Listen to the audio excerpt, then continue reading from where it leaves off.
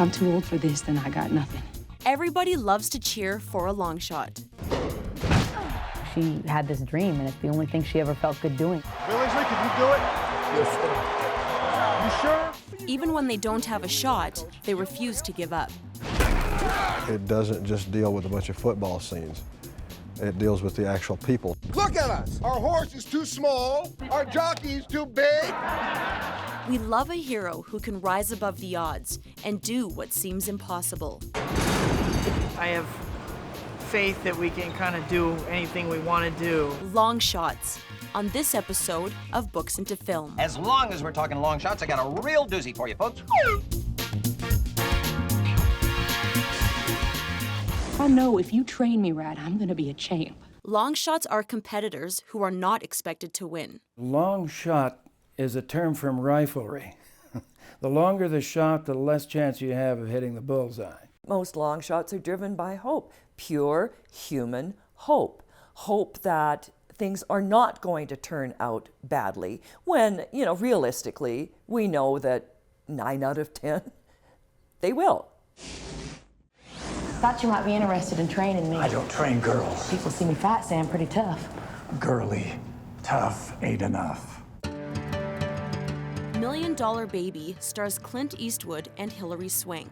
It's a movie about a woman who wants to be a boxer and a man who doesn't want to have anything to do with her. He finds this sort of surrogate daughter through this young girl who is dying to make her mark in the world as a boxer.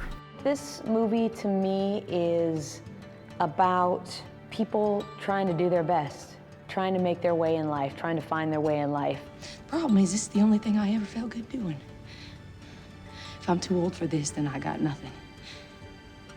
Swank's long shot character first appeared in a short story collection called Rope Burns, Stories from the Corner by FX Toole.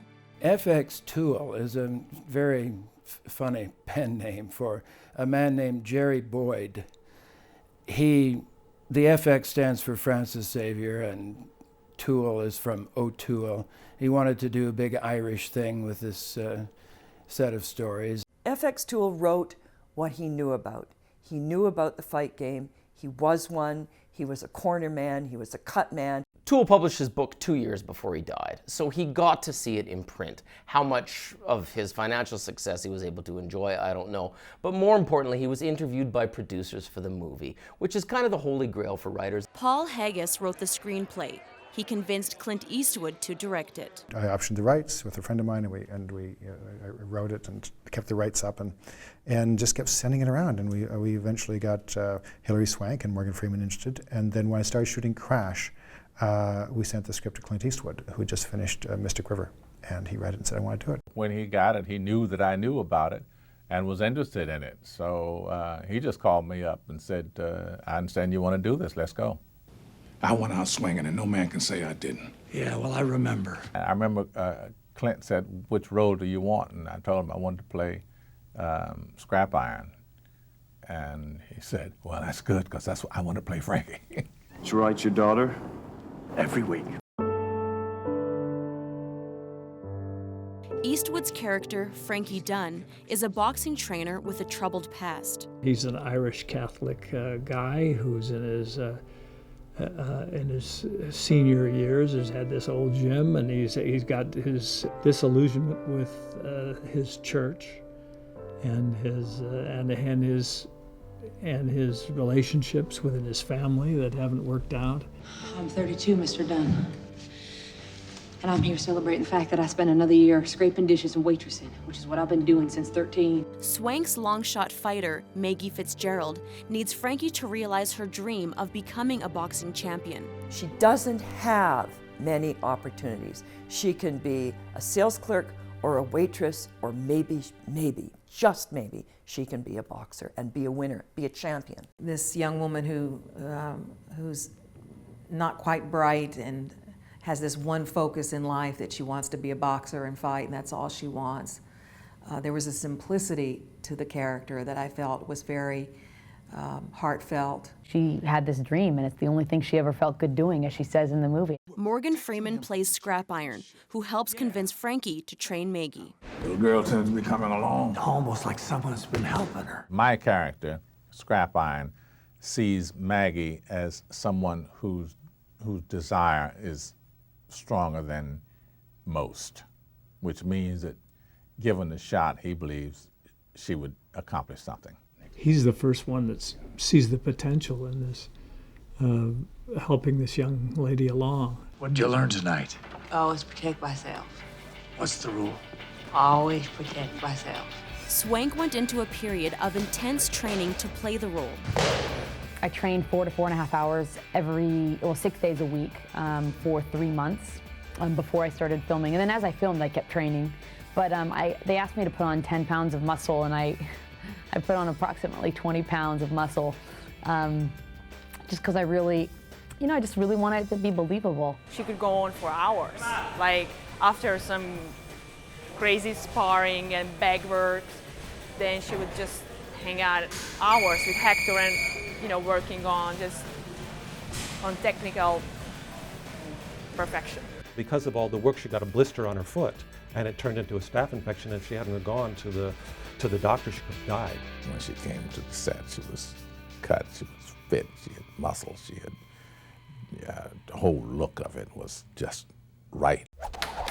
$1 Million Baby was nominated for 7 Oscars and won 4.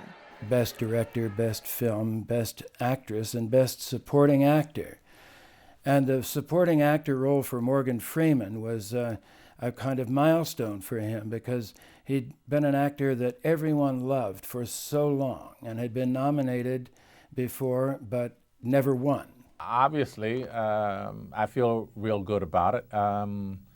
The Oscars or any other nomination you get is a big pat on the back. This is a well done from your peers. I think even in Hillary's case, she did a lot of films before she found $1 Million Baby and came back and won her 2nd Oscar for that.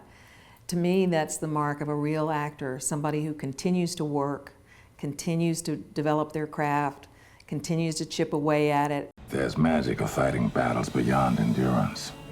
It's the magic of risking everything for a dream that nobody sees but you. Maggie's success is having the courage to fight for her dreams. The film is really about trying to dig yourself out of an impossible situation against all odds. It is not a movie about boxing. There aren't that many people who care that much about boxing. The movie is primarily about relationships. Your heart really opens to her, and it's a beautiful performance, and it was one that has stayed with me for a long time. I got nobody but you, Frankie. Well, you've got me. When we return, what's the price of taking a long shot? Sometimes there's a great cost in winning or trying to win.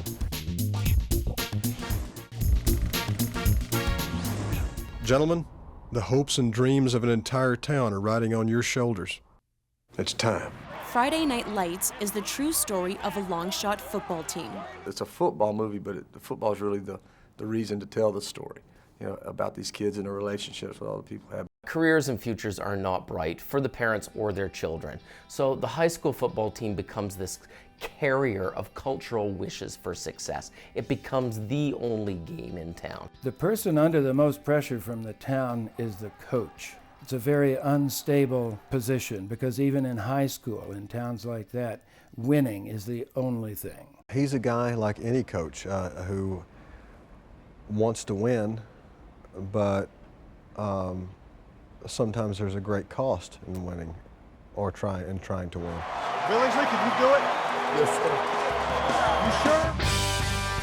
Author H.G. Bissinger wrote the book Friday Night Lights, A Town, a Team, and a Dream about the 1988 Permian Panther football team. I remember driving out west and going through Alabama and Louisiana and Texas and all these little towns and seeing the high school football stadium, which was always beautiful, was always painted, the field was always being watered even if there was a drought.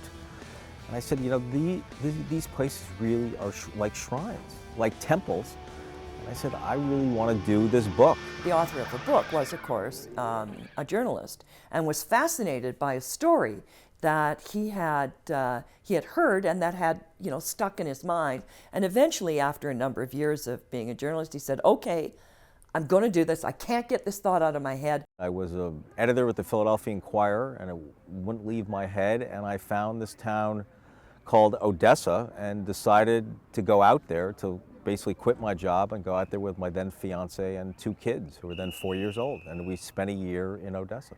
Bissinger's story was optioned in 1990, but wasn't made into film until 14 years later. Friday Night Lights was directed by Peter Berg, the author's cousin.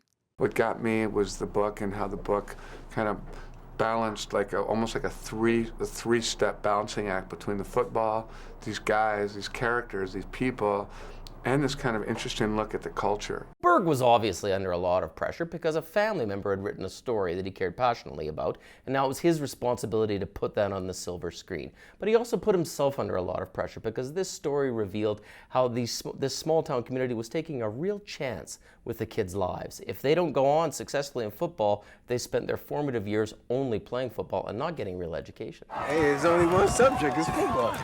Ain't no other subject. Odessa's team becomes a true long shot when their star running back is injured early in the season. Booby Miles, the young, black, arrogant kid who just knows that he's going to make it as a football player. I mean, when he gets injured, I mean, you feel for it. Dallas Carter, that's a tough team, real tough team. Yeah, well, we're a pretty tough team too, Coach. Yeah, that's true. We are. So, beat them. Billy Bob Thornton's character, Coach Gary Gaines, must lead the Panthers to victory or lose his job. I had never played a coach before. I wanted to do a sports movie. The script was great, the book was great. Pete Berg was directing. I think Pete's enormously talented. I knew immediately that he could do just an absolutely great job and ground it and help us preserve the realism and the reality that we wanted, and not overdo it and not underdo it, but just nail it. The Panthers are outmatched going into the state final. For me, the biggest challenge was definitely putting on the pads and understanding how to play the game. You have strenuous practices, you film and you go back and sleep, and it's it was a tough film. We all worked very hard on it. Those hits are really hard hits. I mean, you see those guys, and I watched them when they're filming some of the football scenes, and they're not playing around. Those guys are smacking each other. Real football teams are very tight because they go through the ups and downs emotionally, the highs and the lows, winning and losing, and that's emotion is very much a part of football. Well, the producers of Friday Night Lights got actual extras that were football players into the film. They got some people that had played in Odessa to be on set as well. It lent a tremendously authentic feel to things, and you can't fake that. It's impossible to set up a completely authentic reality on screen without some way borrowing from the visual language and look of everyday life. Your dad played at Permian. What's it like to be the son of a local legend? Hold on to the damn ball, Donnie! Tim McGraw plays Charlie, the fanatical father of one of the team's players. He had been a championship player with the Permian Panthers, and obviously hadn't done much more after that. But always was taxing his son with his son's inadequacy to measure up to his standards as a high school football player. He's middle-aged, drunk, abusive, sad, forlorn, living alone, with his kid. Charlie, he just jumped off the page when I read it. I mean, that guy's there was just so much fire and meanness and just raw emotion there that it just seemed like it was something that would be really fun to do. Tell me why you can't hold on to the ball. Maybe this will help. Hold on to football. I've seen fathers be that way a lot. I've seen coaches be that way a lot. And so it was probably 15 or 20 people that I can remember growing up that seeing that happen and seeing that kind of person around the ballpark. So there's probably a lot of people that might see a little bit of themselves in Charlie that I grew up with. Friday Night Lights shows us the jeopardy of making your whole life a long shot. They never stop to think that they're 17 years old there is an entire life after football, but they can't see that far. Friday Night Lights shows us that sports teams in America are a type of religion that is married with the drive for independent individual success. You succeed as an individual in a team sport and you transcend everything with your reputation. I've seen you fight. I've seen you not quit. Can you give me a great effort and just a little bit more? Can we be perfect?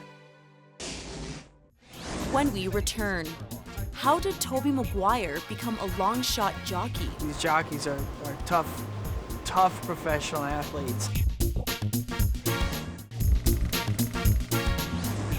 You all are here today because this is a horse who won't give up, even when life beats him by a nose. Seabiscuit is the true story of a long shot horse the racing world had given up on. The story of Seabiscuit is one that's more about the people around Seabiscuit, the people who came together to make this horse a champion. This horse was a loser, this jockey was a loser, this trainer was nobody, you know, but they all came together and did it. Seabiscuit was racing in the 1930s, right smack in the middle of the Depression. People needed inspiration. They needed something to give them hope. Writer Laura Hillenbrand wrote Seabiscuit's story as a magazine feature for American Heritage Magazine in 1998. A publisher and a filmmaker read it and both recognized the potential. And so she got an offer from a publisher to write it into a full novel type sized book, and from Gary Ross, a screenwriter and director, to turn it into a film. Director Gary Ross worked closely with Hillenbrand to turn her book into the 2003 film. A lot of people love this book, and I have a huge responsibility to her. I've promised her that I'm going to take care of this. He'd call me and say, let me tell you what I'm thinking of. I want to know whether you think this is something that I should do. And he was very interested in what I had to say about it. Of course, it's nuts. Seabiscuit was bred to race, but had been written off as too small and temperamental. The horse was simply incorrigible. The joke was that he was fast, but in all directions. He couldn't control his own temperament, and the trainers couldn't originally control him.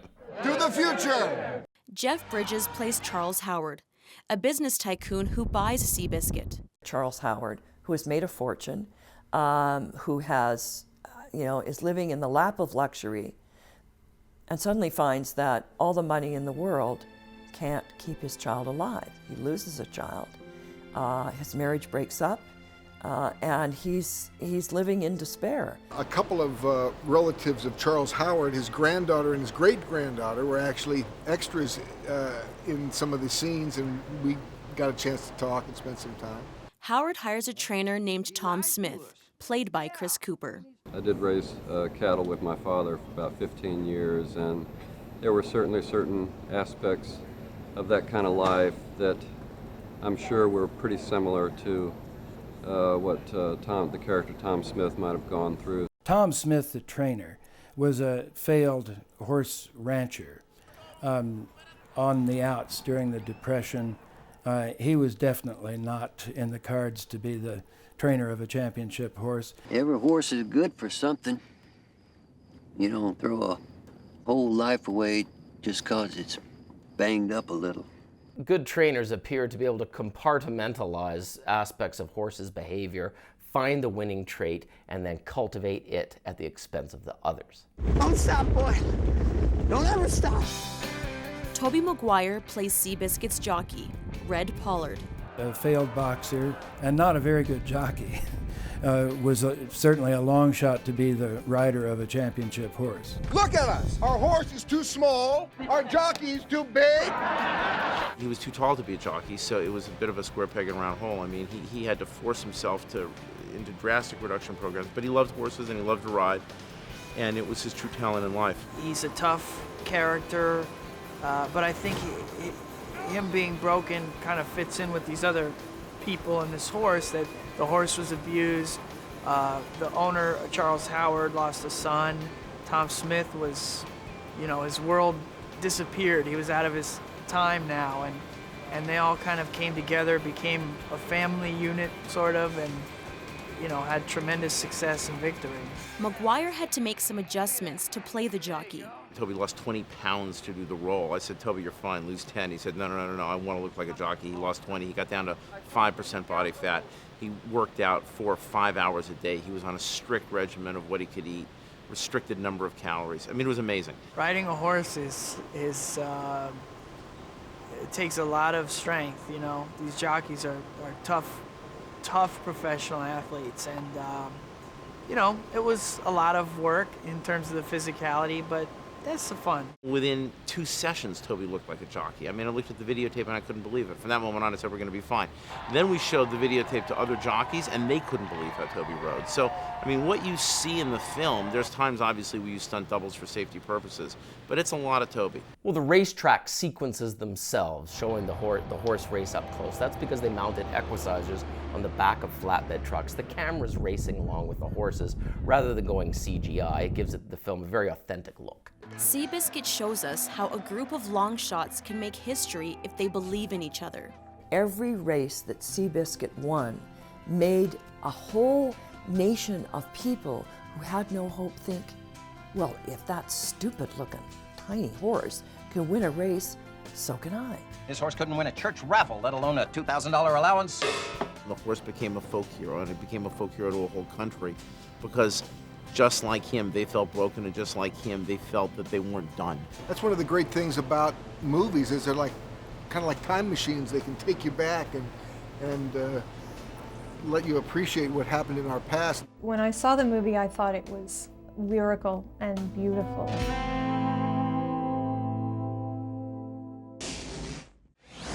In a boxing ring, on a football field, or at a racetrack, long shots put everything on the line. Most of us are not risk takers. We're risk avoiders.